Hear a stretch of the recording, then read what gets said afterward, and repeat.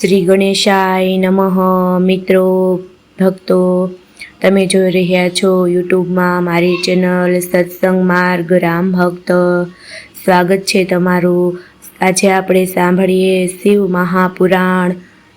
શ્રાવણ મહિનામાં અનંત ગણું ફળ આપનારું અધ્યાય 3 શિવ મહાપુરાણ મહાત્મ્યનું. આ કથાને સાંભળી પછી સોનકજીએ કહ્યું, હે મુનિ, આપ ભગવાન શિવની પરમ પવિત્ર કથાના બીજા ઇતિહાસનું વર્ણન કરો. સૂતજી કહેવા લાગ્યા, હે શૌનક, તમે પરમ ભક્ત અને જ્ઞાની છો. હું તમને એક રહસ્યમય ભર્યો ઇતિહાસ સંભળાવું છું. દરિયા કિનારે બાષ્પ નામનું એક ગામ હતું. તેમાં સનાતન ધર્મનો ત્યાગ કરનારા અધર્મી માણસો રહેતા હતા.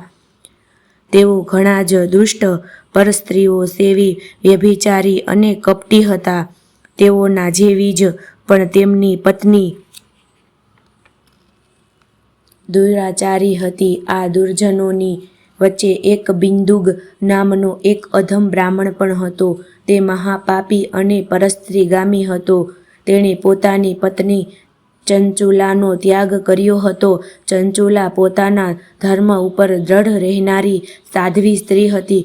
ઘણા બધા દિવસો પસાર થતાં તે કામ વેગનો રોકી ન શક્યો. તેણે હારીને ધર્મનો ત્યાગ કર્યો અને અનીતિનો માર્ગનો આશ્રય લીધો. એક દિવસે બિંદુગે કામથી પીડિત પોતાની પત્નીને એક પુરુષ રમણ કરતા જોઈ. ત્યારે ક્રોધે ભરાયેલો તે એને મારવા દોડ્યો. તેને જોઈને તે પુરુષ ભાગી ગયો. તેણે પોતાની સ્ત્રીને પકડી અને તેને ખૂબ ફટકારી. પોતાના પતિના દ્વારા આચરવામાં આવેલા આવા પ્રકારના વર્તનને જોઈને પણ ખૂબ ક્રોધ આવ્યો. તેણે ડર્યો વગર પોતાના પતિને કહ્યું, તમે તમારો જ વિચાર કરતા નથી.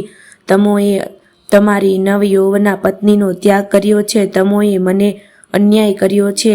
તમે વેશ્યાગામી થયા છો. જે પત્નીને કામથી વ્યાકુળ હોય અને એને પતિનો સાથ પ્રાપ્ત ન હોય તેની જ ગતિ થાય છે. હું રૂપવતી નવયૌવના છું. મને તમારો સંગ પ્રાપ્ત નથી. ભલા માણસ, હું કેવી રીતે કામને સહન કરી શકું? પત્નીના આ પ્રમાણેના વચનો સાંભળીને તે અધમ બ્રાહ્મણ બોલ્યો, મને લાગે છે કે તારું કહેવું સાચું છે. તારું હૃદય કામથી વ્યાકુળ છે. હે સુંદરી, હું તને પુરુષના સંગથી રોકી શકતો નથી. ભયને છોડીને પોતાના ઈચ્છિત પુરુષની સાથે વિહાર કર અને પોતાના શરીરના બદલામાં તેની પાસેથી ધન પણ લે. આ પ્રમાણે ધન મળશે અને કામદેવના પ્રહારમાંથી મુક્તિ મળશે. વ્યભિચારને લીધે મળેલા ધનથી આપણે બંને જીવન ચલાવીશું. પતિના વચનો સાંભળીને ચંચુલા તેને સ્વીકાર્યું. ધનના બદલે પોતાનું શરીર વેચવા લાગી. તે વ્યભિચારમાં પૂરેપૂરી ડૂબી ગઈ. બંનેના દિવસો મોજ મજામાં પસાર થવા લાગ્યા. કેટલોક સમય પસાર થઈ ગયો. પતિના મૃત્યુ પછી ચંચુલા ઘરમાં અન્ય પુરુષો સાથે વિહાર કરતી હતી. સમયના વધવા સાથે તેનું યૌવન હવે જવા લાગ્યો. એક દિવસ દેવયોગથી ગોકર્ણ ક્ષેત્રમાં પહોંચી. ત્યાં જઈને તેણે જ્યારે બીજા માણસોને પવિત્ર તીર્થોમાં સ્નાન કરતા જોયા તો તેણે પણ સ્નાન કરીને આમ તેમ ફરવા લાગી. સદભાગ્યે તેણે એક શિવાલય જોયું. ત્યાં શિવ મહાપુરાણની કથા થતી હતી.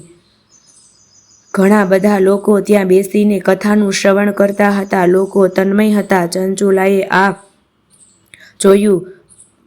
પાપી ચંચુલા ત્યાં બેસી ગઈ અને કુતૂહલવશ શાંત થઈ શિવ મહાપુરાણની કથાનું શ્રવણ કરવા લાગી. જ્યારે તેણે કથામાં સાંભળ્યું કે જે સ્ત્રી વ્યભિચાર કરે છે અને રાત દિવસ પાપમય જીવન પસાર કરે છે તે અંતિમ સમયે મૃત્યુ પછી પરલોકમાં જાય છે. ત્યારે યમદૂતો તેને અનેક પ્રકારની પીડા આપે છે.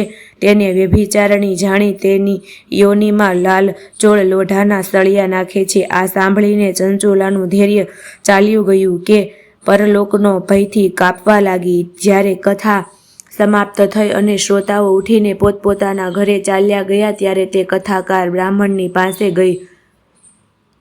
વિલાપ કરતી તે હાથ જોડી બોલી, હે બ્રાહ્મણ, હું પરમ વ્યભિચારિણી છું. મેં અજ્ઞાત વશાત મારા હાથોથી જ ધર્મને નષ્ટ કર્યો છે.